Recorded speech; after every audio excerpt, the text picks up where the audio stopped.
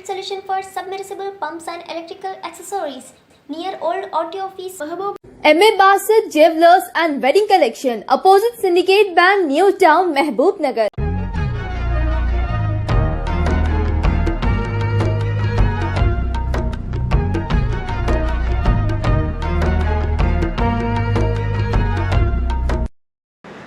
औज़ुबिल्लाहिमिनश्शैतानिर्रजीम बिस्मिल्लाहिर्रहमानिर्रहीम। सबसे पहले मैं मुसलमानाने महबूब नगर, मुसलमानाने हिंद, जहाँ तक ये चैनल जा रहा है, तो मुसलमानों को ईद उल फितर की पुरखुलूस मुबारकबाद देता हूँ। यकीनन ऐसे हालात में हम ईद मना रहे हैं जहाँ ज़िंदगी का भरोसा नहीं रहा। जिस शख्स से कल बात हुई थी आज वो इस दुनिया में नहीं रहा। गुज़िश्ता साल के लोग ये साल नहीं रहे। यकीनन ये अल्लाह ताला का बहुत बड़ा खैर है। अल्लाह ताला यकीनन इसको माफ़ करेगा। बहुत जल्द ये कोविड से हमें छुटकारा मिलेगा। हज़रात, मेरी आप लोगों से गुजारिश है, जहाँ ईद है हमने 30 रोज़े रखने के बाद ईद मनाना वाजिब है। ईद हम मना रहे हैं, लेकिन हमारे दिल गमों से चूर हैं, इसलिए कि हमने अपने रिश्तेदारों को खोया इस कोविड में, अपने दोस्तों को खोया, अपने जानने वालों को खोया। जो कल तक थे, रमज़ान में थे, अब नहीं रहे। तो इस तरीक़े से मैं आप लोगों से, तमाम लोगों से गुजारिश करता हूँ कि वो हुकूमत के आयद करदा पॉलिसीज़ को मानना ज़रूरी है। इसलिए ज़रूरी है कि देखिए, ये बीमारी आप बाहर निकलेंगे तो आपके पास आएगी। बाहर घूम रही है बीमारी, आपके घर नहीं आ रही है, बल्कि आप इस बीमारी को अपने घर लेके आ रहे हैं। तो इस सिलसिले में आपको मैं एक बात, चूँकि एक आलिम के मुँह से मैंने सुना था, बड़ी अच्छी बात लगी, वो मैं आप लोगों तक पहुँचा दूँगा। तो हुज़ूर सल्लल्लाहु अलैहि वसल्लम के पास एक जमात बैत के लिए आई थी, उसमें एक शख्स मूजी था। तो हुज़ूर सल्लल्लाहु अलैहि वसल्लम ने उसको रोक दिया, उससे मिलने से भी इनकार कर दिया और ये कहा कि हाँ, तुम यहाँ तक आ गए, बैत में शामिल हो। उससे मुसाफा तक भी नहीं किया, लेकिन तमाम लोगों से किया। इस तरीके से काबे मक्का का भी बयान है कि ये अगर हम एहतियात नहीं कर रहे हैं कोविड में, हमारी वजह से अगर किसी को कोविड आ रही है तो हम उसकी जान के कातिल हैं। और इसी के साथ साथ हम किसी का कोविड हम अपने आप पे अगर ला रहे हैं तो ये इक़दाम ख़ुदकशी से बढ़ के कुछ नहीं।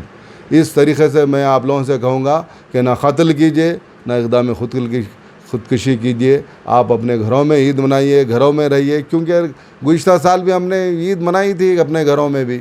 अल्लाह ताला की जहाँ आज़माइश है वहाँ नवाजिश भी हो सकती है। हमारी आज़माइश है, क्या वजह है कि हम इतने रोज़े रखने के बाद में आखिरी दिनों में हमको अल्लाह ताला ईद की नमाज ईदगाह मसाजिद से रोक रहा है, तो यकीनन उसकी कोई अल्लाह ताला की कोई आज़माइश होगी और उसके साथ ही हमारी नवाजिश हो सकती है।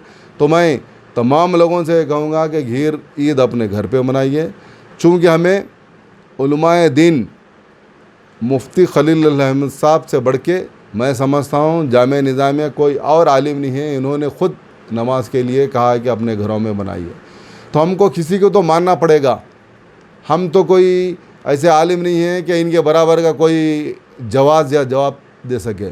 आप ये समझ लीजिए, एक आलिम एक ज़िम्मेदारी से जब जवाब दे रहा है तो यकीनन अल्लाह के पास ये जवाबदेह है।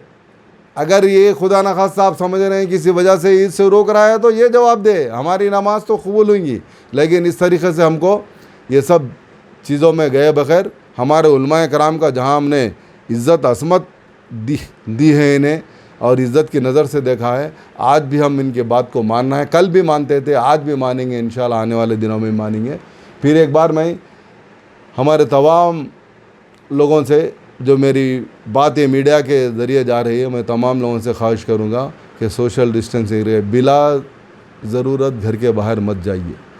ये बीमारी आपके घर के अतराफ़ फिर रही है, आप ही की वजह से आपके घर में आने वाली। आप देखिए आज के हालात, अखबार दे, मैं ख़ुद ज़ाती तौर से देख रहा हूँ, रातों में इतने फ़ोन करना पड़ रहा है बेड्स के लिए, ऑक्सीजन के लिए, लोगों से सुनने। अगर किसी कोई अगर जानना चाहते हैं ये हकीकत को तो एक बार जाइए, सरकारी दवाखाने को जाइए, जाके देखिए हालात क्या है। एक बार नवोदय हॉस्पिटल को जाइए, एक बार मलेका को जाइए, जाके देखिए। पंचावटी को जाइए, 5-5 लाख रुपए, 3-3 लाख रुपए देके लोग अपने लाशों को ढक के अपने घरों को ला रहे हैं। ये किसी को मालूम नहीं हो रहा है। मालूम नहीं है, बेवजह की हिमाकत मत कीजिए।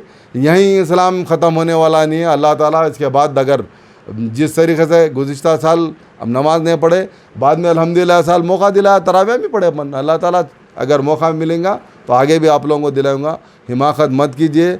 चूँकि जहाँ और एक बात मैं आपसे कहूँगा कि खसर में 2 रकात नमाज अल्लाह ताला ने रखा है, तो लोगों को ये बताया कि ये मेरा इनाम है, तू सफ़र कर रहा है, तेरे लिए 2 रकात कम कर रहा हूँ, ये खसर इनाम है। ये अगर अल्लाह ताला के हुए दिए हुए इनाम से अगर आप मुँह फेरना चाह रहे हैं तो आपके उतने बदकिस्मत और कोई नहीं है। अल्लाह ताला की मशीयत खुदाबंदी है ये, इसके ज़रिए ये चीज़ रोकना चाह रहा है तो रुकिए।